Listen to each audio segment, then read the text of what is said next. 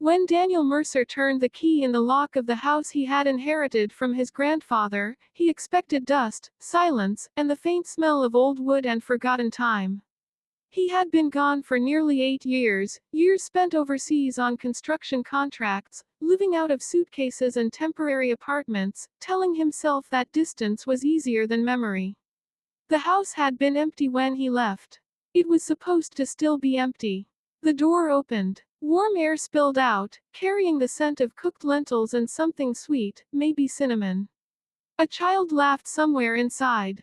Daniel froze, his hand still gripping the key, his heart slamming so hard he could feel it in his throat. For a split second, he thought he had walked into the wrong house. He stepped back, checked the peeling blue paint on the doorframe, the crack in the stone step shaped like a lightning bolt. This was it. This was his house. He stepped inside slowly, his boots echoing on the wooden floor. The furniture was different. A small sofa sat where his grandfather's armchair used to be. Shoes were lined neatly by the wall, tiny ones, too.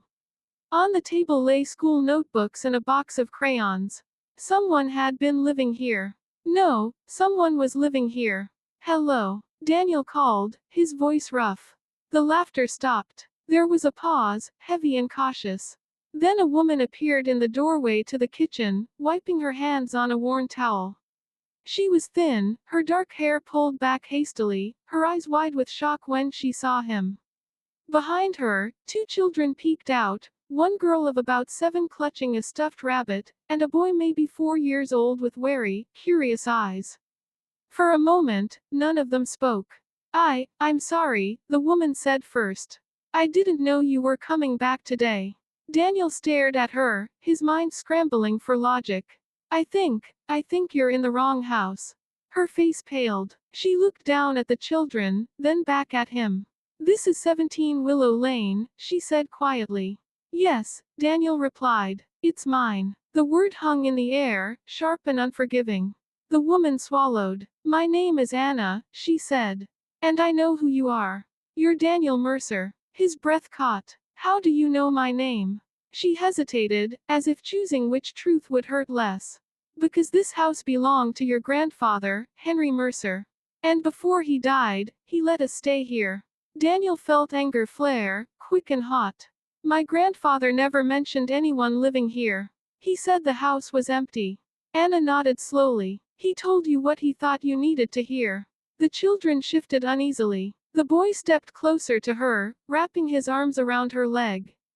Daniel noticed how instinctively she rested a hand on his head, protective and gentle. Who are they? Daniel asked. Anna's voice trembled just slightly when she answered. These are my children, Lily and Tom. And where is their father? Daniel asked, already bracing himself. He's dead, Anna said softly. My husband died 3 years ago.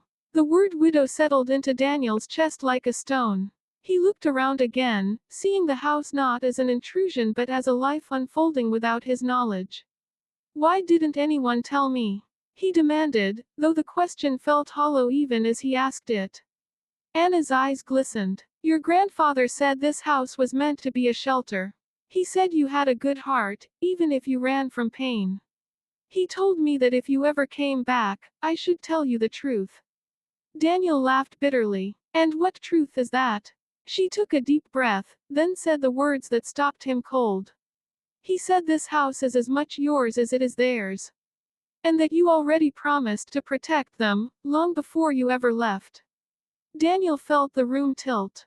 That's not possible, he said. I don't know you. I've never seen these children before in my life. Anna met his gaze steadily. You saved my husband's life once. The memory came unbidden, sharp as glass. A rainy night, a car twisted around a tree, a stranger bleeding and unconscious. Daniel had pulled him from the wreckage before the car caught fire. He had left before the ambulance arrived, shaken and silent, never knowing the man's name. He was on his way home to us, Anna continued. He survived because of you. We had 2 more years together. 2 years we wouldn't have had otherwise. Daniel's hands shook. He sank into a chair, the weight of the past pressing down on him. I didn't know, he whispered. When my husband died, your grandfather found us struggling, Anna said. He said you would have wanted to help if you were here. He said this house had room for people who needed a second chance. The children watched him with wide eyes, sensing the tension but not understanding it. Lily hugged her rabbit tighter. I came back to sell the house, Daniel said quietly. Anna flinched as if struck, though she had clearly expected it. I understand, she said. I never meant to take something that was yours. I just needed time to get on my feet. Silence stretched between them. Daniel felt torn in half, between resentment and something deeper, something aching and unfamiliar. He looked at the children again. They didn't look like intruders. They looked like kids who had finally found a place where they could breathe. How long have you been here? He asked. Almost 2 years, Anna replied. We fixed the roof ourselves.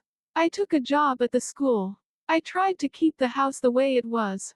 Daniel nodded slowly. He stood and walked through the rooms, memories colliding with new realities. His grandfather's study now held a small desk covered in homework. The guest room had become a children's bedroom, painted with uneven stars. When he returned to the living room, Anna was waiting, her hands clasped tightly together. I won't throw you out, Daniel said finally. Relief flooded her face so quickly it made his chest ache. Thank you, she whispered. But we need to figure out what comes next, he added. This house, it holds too many ghosts. For all of us. They began awkwardly at first, learning to share space and silence. Daniel took the spare room. He learned Lily liked to read aloud before bed, and Tom was terrified of thunderstorms. Anna cooked meals that felt like comfort itself, and sometimes they talked late into the night, about loss, about fear, about the strange ways life intertwines strangers. Weeks passed, then months. One evening, Daniel found Lily waiting for him by the door.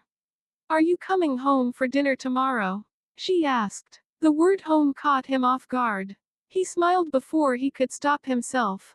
Yes, he said. I am. Anna watched from the kitchen, her eyes soft. You don't have to stay forever, she said later. I know this wasn't what you planned. Daniel looked around the house, at the laughter echoing through halls that had once been empty. Neither was my life before, he replied. But maybe this is what I was meant to come back to. When he lay awake that night, listening to the quiet breathing of a house no longer abandoned, Daniel realized something profound. He hadn't returned to reclaim a building.